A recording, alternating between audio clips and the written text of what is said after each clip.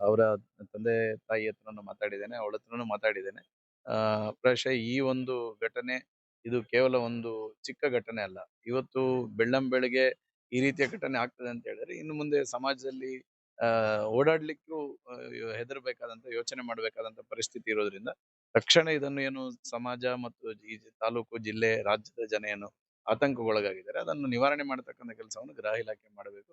ತಕ್ಷಣ ಇದರ ಹಿಂದೆ ಯಾರಿದ್ದಾರೆ ಅನ್ನುವಂಥದ್ದನ್ನು ಪತ್ತೆ ಹಚ್ಚತಕ್ಕಂಥ ಕೆಲಸವನ್ನು ಮಾಡಬೇಕೆನ್ನುವಂತ ಆಗ್ರಹ.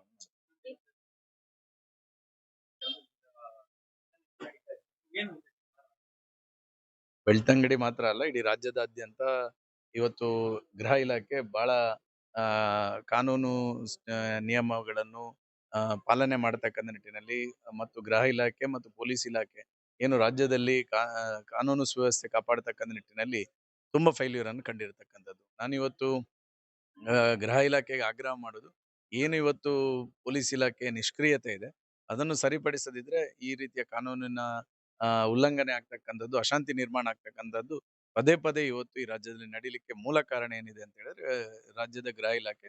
ಅದನ್ನು ನೀವು ಸಡಿಲ ಬಿಟ್ಟ ಕಾರಣಕ್ಕೋಸ್ಕರನೇ ಇವತ್ತು ಈ ರೀತಿಯ ವ್ಯವಸ್ಥೆಗಳು ನಿರ್ಮಾಣ ಆಗುವಂಥದ್ದು ಅನ್ನುವಂಥದ್ದನ್ನ ಈ ಸಂದರ್ಭದಲ್ಲಿ ಹೇಳ್ತೀನಿ.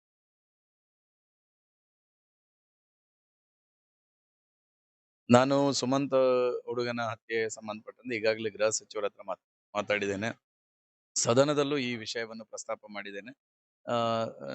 ಆ ಸಂದರ್ಭದಲ್ಲಿ ಗೃಹ ಇಲಾಖೆಯ ಸಚಿವರು ಉತ್ತರವನ್ನು ಕೊಟ್ಟಿದ್ದಾರೆ. ಆದ್ರೆ ಅದನ್ನ ನಾವು ಇಷ್ಟು ದಿನ ಆದ್ರೂ ಇನ್ನು ಅದಕ್ಕೆ ಏನು ಅಂತ ಹೇಳುವಂತ ತಾರ್ಕಿಕವಾಗಿರ್ತಕ್ಕಂಥ ಏನು ಉತ್ತರವನ್ನು ಗೃಹ ಇಲಾಖೆ ಇವತ್ತಿನವರೆಗೂ ಕೊಟ್ಟಿಲ್ಲ, ಪೊಲೀಸ್ ಇಲಾಖೆಯವರು ಸಹ ಕೊಟ್ಟಿಲ್ಲ. ನಾನು ಪದೇ ಪದೇ ಆಗ್ರಹವನ್ನು ಮಾಡ್ತಾ ಇದ್ದೇನೆ. ಈ ರೀತಿಯ ಪ್ರಕರಣ ಬಂದ ನಂತರ ಇವತ್ತು ಜನ ಕೇಳ್ತಾ ಇದ್ದಾರೆ, ಇದಕ್ಕೆ ಯಾವ ಕಾರಣಕ್ಕೋಸ್ಕರ ಇದು ಹತ್ಯೆ ಆಗಿದೆ, ಅದು ಏನು ಅದರ ನಿಜವಾದ ಮೂಲ ಏನು ಎನ್ನುವಂಥದ್ದನ್ನು ಜನಕ್ಕೆ ತಿಳಿಪಡಿಸ್ಬೇಕೆನ್ನುವಂಥದ್ದನ್ನು ಸದನದಲ್ಲೂ ನಾನು ಆಗ್ರಹ ಮಾಡಿದ್ದೆ.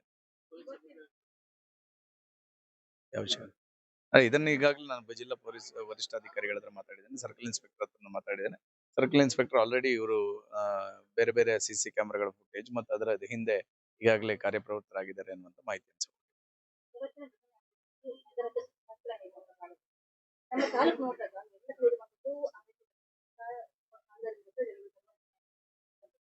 ಇಂಥ ಸಂದರ್ಭದಲ್ಲಿ ಈ ಘಟನೆ ಎಲ್ಲ ಜನರು ಕೂಡ ನೋಡಿ, ನಾನು ಸರ್ಕಾರದ ಈ ವೈಫಲ್ಯ ಏನಿದೆ ಇದು ಇಡೀ ರಾಜ್ಯದಲ್ಲಿ ಈ ವೈಫಲ್ಯದಿಂದಾಗಿ ಪದೇ ಪದೇ ಈ ರೀತಿಯ ಅಹಿತಕರ ಘಟನೆಗಳು ನಮ್ಮ ರಾಜ್ಯದಲ್ಲಿ ನಡೀತಾ ಇದೆ. ನಾನು ಸರ್ಕಾರಕ್ಕೆ ಆಗ್ರಹ ಮಾಡ್ತೇನೆ, ಕಾನೂನು ಸುವ್ಯವಸ್ಥೆಯನ್ನು ಕಾಪಾಡತಕ್ಕಂಥ ಜವಾಬ್ದಾರಿ ನಿಮ್ದಿದೆ. ಆದಷ್ಟು ಕಾನೂನು ಸುವ್ಯವಸ್ಥೆಯನ್ನು ಕಾಪಾಡತಕ್ಕಂಥ ನಿಟ್ಟಿನಲ್ಲಿ ನಿಮ್ಮ ಇಲಾಖೆಯನ್ನು ಇನ್ನಷ್ಟು ಕಟ್ಟುನಿಟ್ಟಿನ ಕ್ರಮವನ್ನು ಮತ್ತು ಕಟ್ಟುನಿಟ್ಟಲ್ಲಿ ಕಾನೂನು ಸುವ್ಯವಸ್ಥೆಯನ್ನು ಕಾಪಾಡತಕ್ಕಂಥ ನಿಟ್ಟಿನಲ್ಲಿ ನೀವು ತಕ್ಷಣ ಅದಕ್ಕೆ ಸೂಕ್ತವಾಗಿರ್ತಕ್ಕಂಥ ಸ್ಪಂದನೆಯನ್ನು ಕೊಡಬೇಕೆನ್ನುವಂಥದ್ದನ್ನು ರಾಜ್ಯ ಸರ್ಕಾರಕ್ಕೆ ಆಗ್ರಹ ಮಾಡ್ತೀನಿ.